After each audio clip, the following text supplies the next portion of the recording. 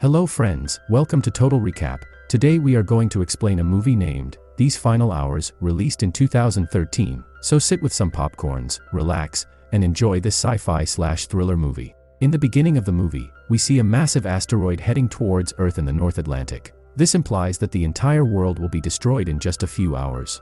Meanwhile, in Western Australia, a man named James is shown with his girlfriend Zoe. Here, Zoe informs him that she is going to be the mother of his child.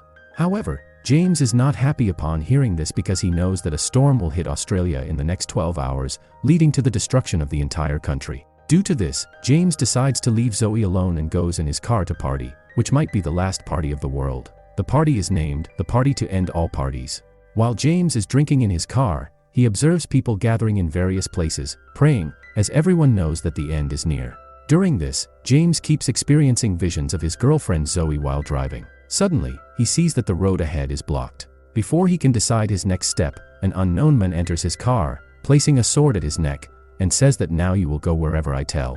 In order to save his life, James has to follow the instructions of this unknown person. After that, the eccentric man approaches another man, where he attacks him. James, frightened by this sight, decides to escape from the men by hiding under a car.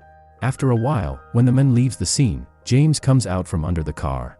However, he then sees in front of him that two people in a van are taking a little girl into a house. The girl was crying and screaming, but in this situation, James feels that running away with their car is the right thing to do. So, he goes inside the red van and tries to start it, but the car wouldn't start. Meanwhile, James hears the girls screaming.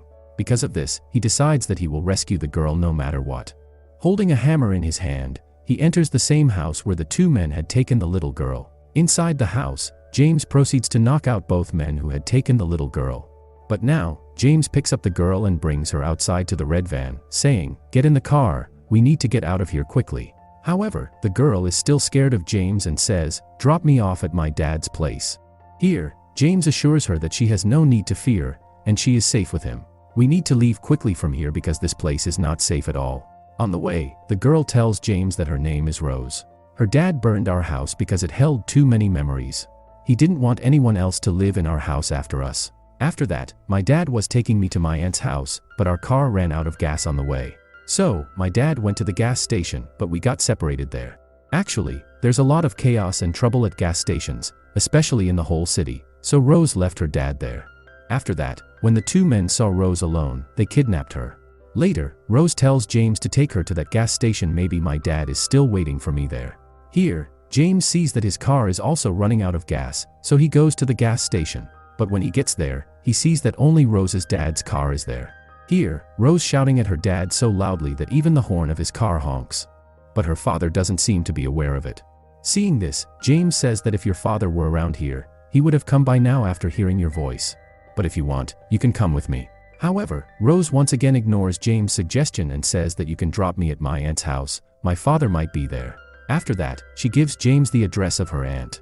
Upon hearing this, James tells Rose that the place is too far, and he is going to his sister's house. He invites her to come along, but Rose declines the offer, stating that she promised to stay with her dad for the rest of her life.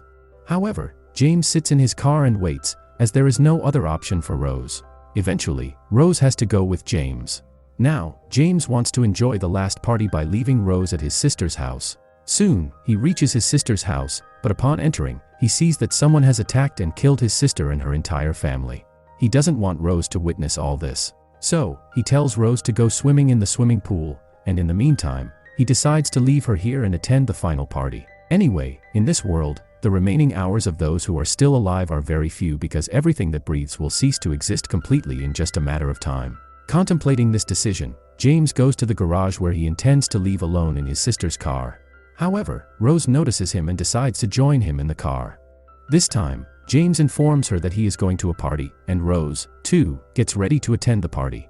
Now, the two set out to party, but on the way, Rose sees blood coming out of James' hands.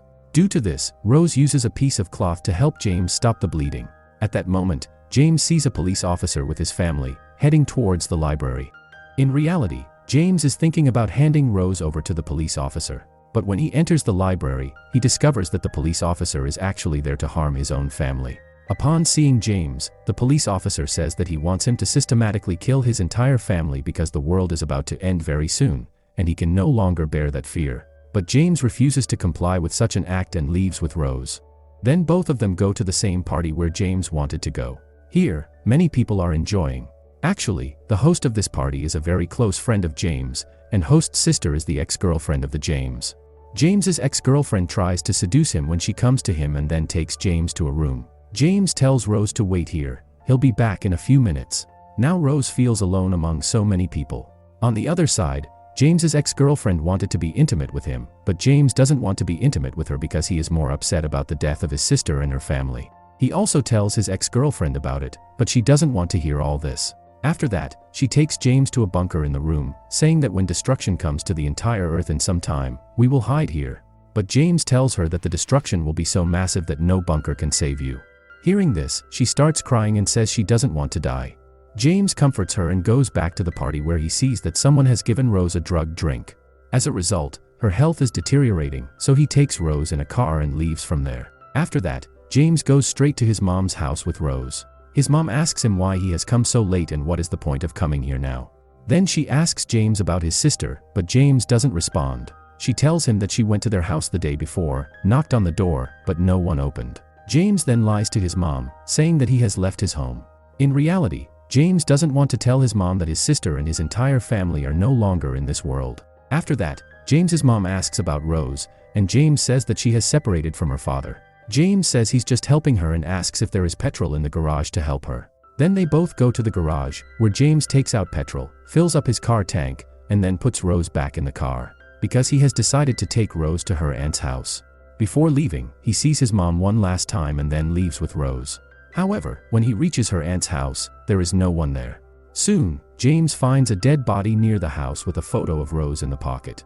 Upon seeing it, he realizes that he is Rose's father. Now, even Rose starts moving in that direction, although James tries to stop Rose, but Rose doesn't listen to him, and she finds out that her father has passed away, which causes her immense grief. Here, James tells Rose to come with him, but Rose refuses, saying that she loves her father very much and wants to be with him in the final moments of her life. James tries to explain to Rose and says that he is going to be a father too. In response, Rose asks if the party girl is pregnant, to which James has no answer. But now, after spending so much time with Rose, James realizes what the bond between a father and his child is. Here, Rose says that at this moment, he should have been with Zoe, and even now, he can go to her. After hearing this, James hugs Rose, then sits in his car and drives away.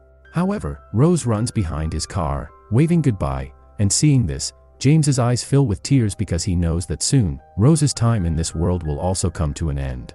But now, James also doesn't have much time. He is driving fast towards Zoe. However, on the way, his car runs out of fuel, but still, he manages to reach his home. In just a few minutes, the world is about to end, so James rushes into his house. However, he notices that Zoe is not there, but then his eyes goes outside where he sees Zoe standing alone. He runs towards Zoe and apologizes, but Zoe is angry with him, so she doesn't let him come closer. Meanwhile, a firestorm is advancing towards them from the sea like a storm. Due to this, Zoe forgives James' mistakes, embraces him, and just a few seconds later, the firestorm reaches them, bringing an end to them as well. And that's how this beautiful movie concludes right here. Don't forget to subscribe to the channel to keep watching such content.